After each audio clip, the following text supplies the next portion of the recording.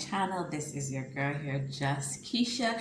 If you're new here, we talk about finances. We also talk about just living your best life and also kingdom living. So today I just want to talk to you guys about how to improve your mental toughness. And honestly, in these times that we are living in, we need to be mentally strong. We see so much going on in the world, so much suicides, just so much of everything. So this is how to improve your mental toughness. And one of the ways that we need to do this is not caring what other people think. Sometimes we place so much value on what people think about us that it causes us not to act on our goals, and it causes us just to be stuck because we are awaiting their approval, we are awaiting their yes. We are just so concerned about how they think about what we wear, what we say, how we talk, what we do. But to be honest, everyone has their own share of problems, and half of the time these people are not even thinking about us. But we can become so consumed about what they think about us that it leaves us stuck. So one of the ways that you can improve your mental toughness is not caring what people think. And honestly, it's none of your business what people think about you.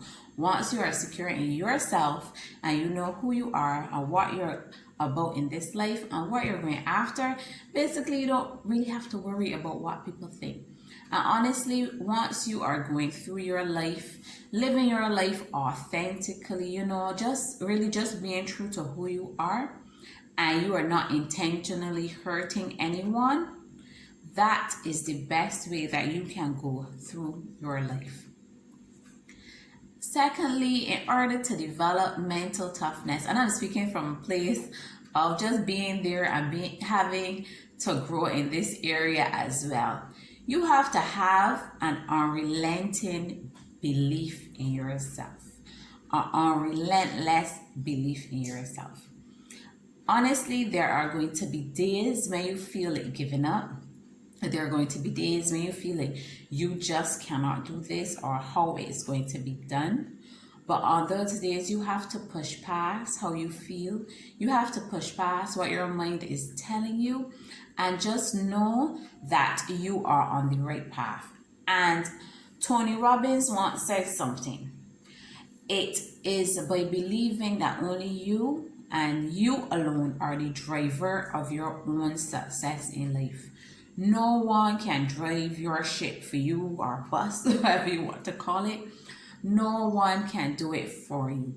You are basically in charge of your life. And when you get to a point where you take that personal responsibility for your life, that is where you will find yourself being able to move forward and take the necessary steps to achieve the goals that you set for yourself. Once you take accountability and say, you know what, this is where I'm at. It could be where you're at in your finances. It could be where you're at in your relationship. Once you take responsibility for that and you see where you're at, that is when you claim your power and you take charge of your life. So I want you to really believe in yourself. Believe that you can achieve anything. Honestly, when you believe in yourself, even if you have failures or even if you have setbacks, you're able to bounce back quickly and you're able to learn from your failures. So once you're able to learn from your failures, it will set you up for success. So even if you fail at something, it may be at work, it may be at home, or what's not, don't get too dumb about it for too long. Believe in yourself and know that this is a point where you know what you can learn and you can do better in the future. Thirdly, I just want to talk also here, one of the ways to become mentally strong is to be in control of your emotions. And this is something that I struggled with because basically, when you're feeling down, you sometimes you just sit in it for too long. Time passes and you just sit in that. But I want to encourage you to think of emotions as visitors. So, sometimes you're really nice people, the people that you vibe with. If they come over to your house, that you want them to stay long. You might offer them something to drink or something to eat. Y'all could talk, y'all could laugh, y'all could vibe. You want them to stay along. And then you have other people in your life, if they visit you, sometimes you might talk to them, through the window or just crack the door a little bit. You really don't want to have a long conversation. You just want to know, basically like, what do you want, so we can give them to them or whatever, so that they can get on their way. So I want to encourage you to think of your emotions like that.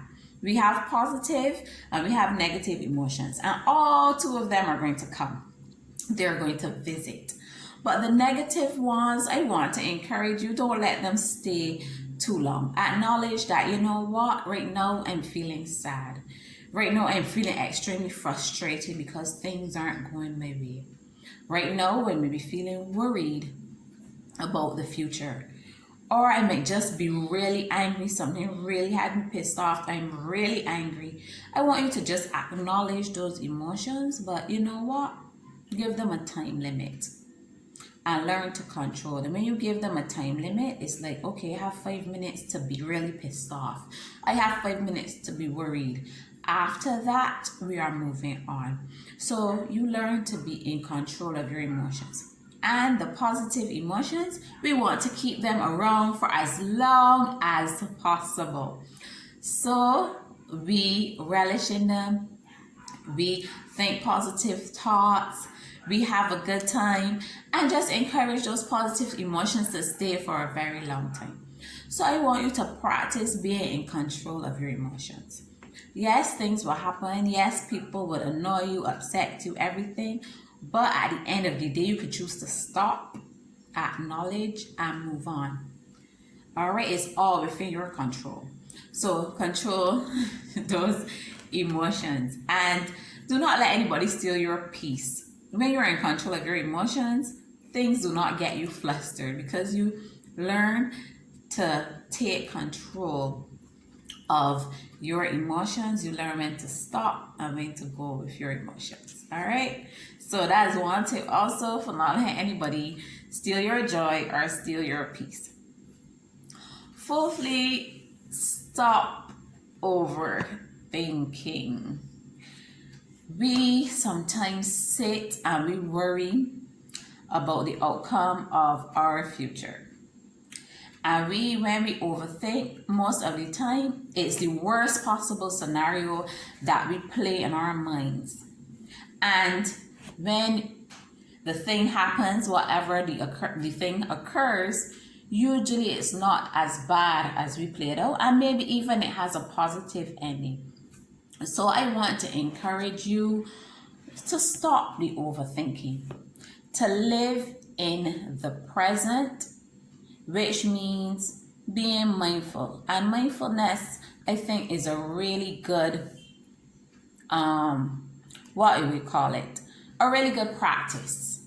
Being mindful means being present. So whatever you're doing, whether it can be you're cooking, you're driving, you're planning, just be present in a moment. Don't think about the next thing that you have to do. Just stay in the moment, focus on what you're doing, enjoy the process. Enjoy the process of becoming. Okay? Live in every single moment. So I want you to just stop overthinking, because most of the time, the scenarios that you play out of your head and you drive yourself mentally crazy, because that's what we do, mentally crazy over, are not even the scenarios that are going to play out in real life. So I want to encourage you to stop the overthinking. And finally, but by no means, trust me, no means least, is to let go of your past. All of us have a past where we've made mistakes, we have hurt people. All of us have a past. But I do not want you to live there. I do not want you to reminisce on it. I want you to live in the present because God has an amazing future for you. But He needs you to let go of the past. If there are situations in your past where you need to forgive yourself, extend grace to yourself, really have a deep conversation with yourself and forgive yourself. And where you need to forgive others, forgive them also, because harboring unforgiveness just basically rots you on the inside. It's like, you know what they say, drinking poison and expecting the other person to die. It really isn't worth it. So I want you to let go of your past. Forgive yourself. Forgive others. I know that everyone, every single one of us on this earth with 7 billion people have made mistakes. We have hurt people. But it is time to stop laboring on the past, the what ifs and the should haves, and think about your present and move forward into your fantastic future. So these are just 5 tips on how to develop mental toughness. Remember, stop caring what other people think. Most of the time, they're not thinking about you. Be unrelentless in your belief in yourself. Know that you are capable, and even if you fall, you can learn from your mistakes and it can propel you into your success. Thirdly, control those emotions. Think of them as visitors to your house. Some stay long, the good ones, and some is very short, and stop overthinking, because the worst case scenario most of the time is not the worst case scenario.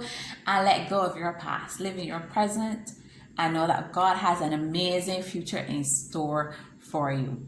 So these are just some tips that work for me in my personal growth journey. So I hope that you can find it useful, find it helpful, even if it is just one thing that you can adopt, that you could do. You know what? Do it and see how it works for you. Feel free to leave me a comment if you have experienced this, if you're working through this right now, and I'll be sure to reach back out to you. So until next time, this is your girl here, JustKeisha. Have an amazing day and have an amazing week. Until later, bye-bye.